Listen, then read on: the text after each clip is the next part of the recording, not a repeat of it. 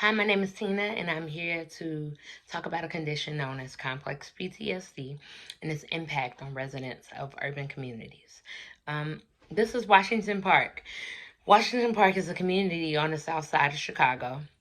The neighborhood looks completely different from what it was created to be.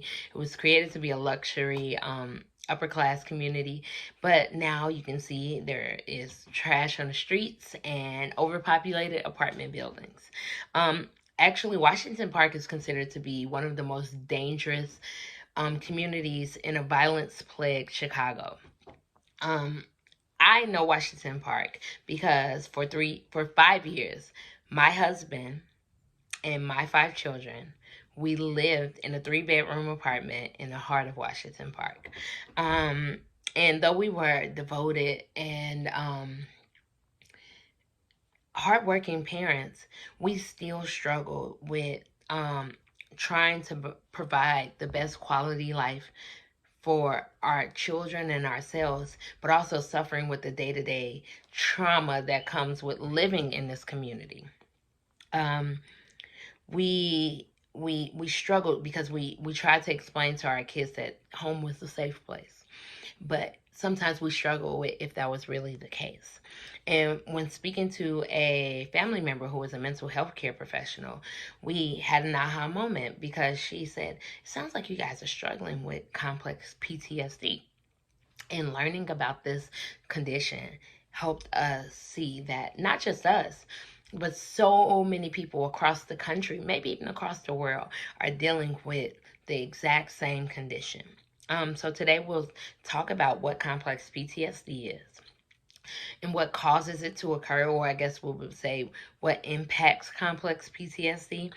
And then we'll discuss some possible solutions to addressing the mental health issue that occurs um, with people who suffer from that in urban communities.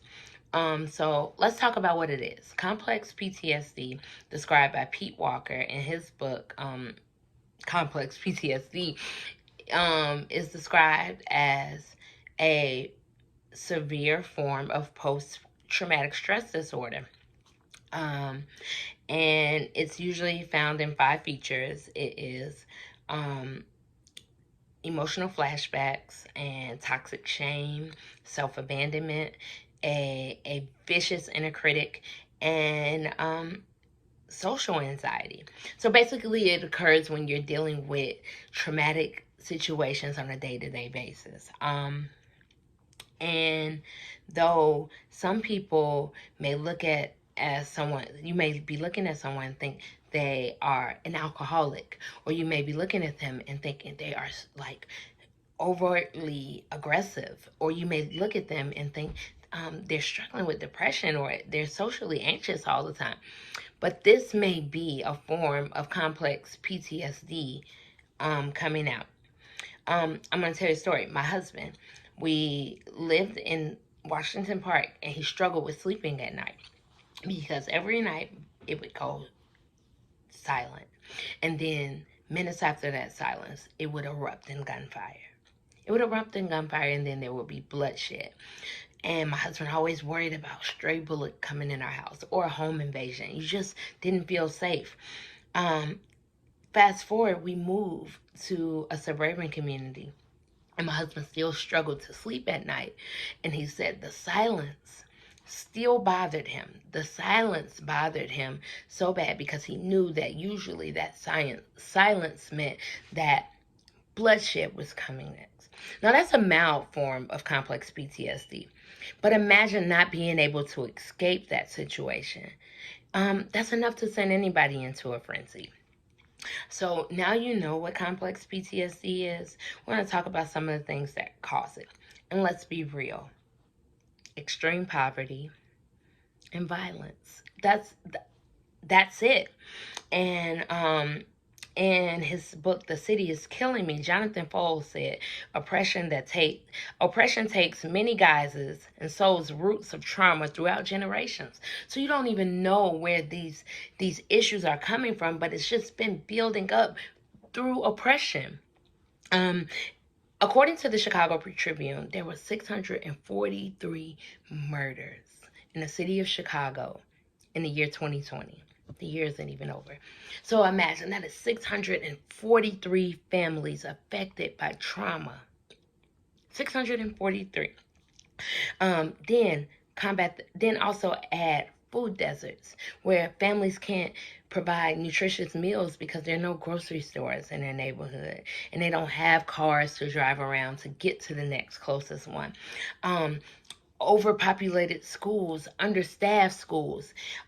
These are things that show up in children as aggression, poor performance, dysfunctional issues that these children have.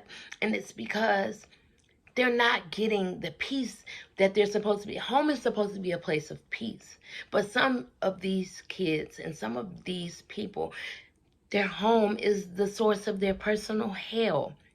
And it's so crazy that we live in a country that is known to be the land of the free, but there are so many imprisoned by crime and poverty in this very country.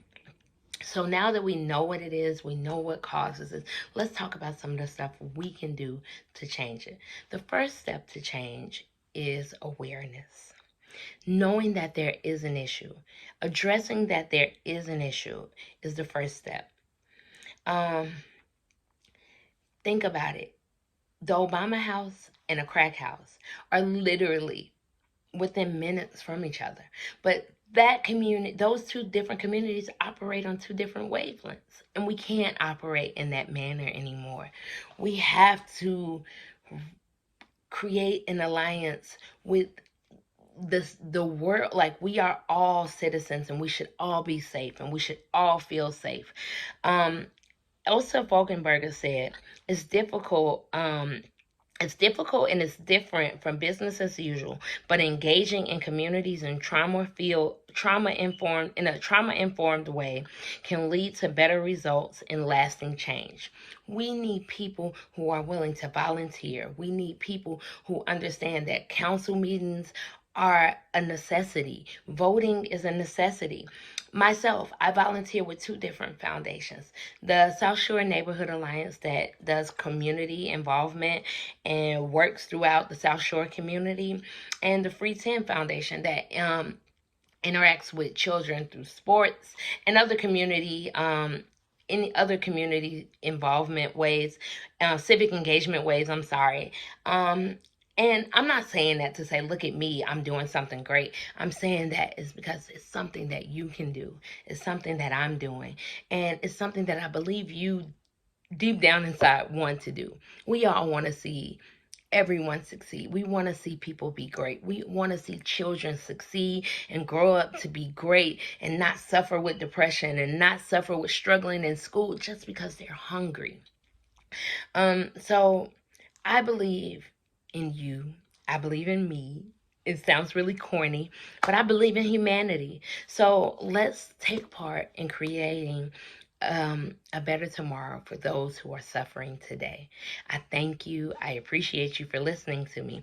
I just want to let you know today I use sources from Jonathan Foles, The City is Killing Me, Community Trauma and Toxic Stress in Urban America, Pete Walker's Complex PTSD, From Surviving to Thriving, a guide and map for recovering from childhood trauma, Urban Trauma, A Legacy of Racism by Mesa Akbar, an article by called Acknowledging Trauma, Improving Communities by Elsa Falkenberger on the Urban Wire, on urban.org, and the Chicago Tribune Crime Team tracking system. And I thank you. I thank you for listening to me. You have a great night.